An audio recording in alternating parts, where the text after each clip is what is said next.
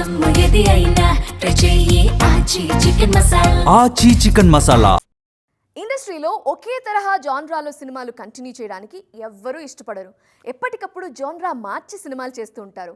కానీ ఎన్ని సినిమాలు చేసినా, ఎన్ని జాన్రాస్ చేసినా తనకి కావాల్సిన టింజ్ ఉందా లేదా అని వెతుక్కోవటంలో ఖచ్చితంగా లేజర్ పాయింట్ వ్యూతో ఉంటానంటున్నారు యష్. ఇంతకీ ఆయన మాట్లాడుతున్న విషయం ఏంటి? యష్ హీరోగా ఇప్పుడు 2 కాన్సెప్ట్లతో 3 సినిమాలు సెట్స్ మీదున్నాయి. అంటే టాక్సిక్ ఒకటి, రామాయణ 2 పార్టులన్నమాట. వీటన్నిటిలోనూ యష్ కాస్త నెగిటివ్ టింజ్ ఉన్న రోల్లోనే కనిపిస్తున్నారు. ఇప్పుడు టాక్సిక్ లోనే కాదు, గతంలో కేజీఎఫ్ లోనూ అదే రోల్ చేశారు.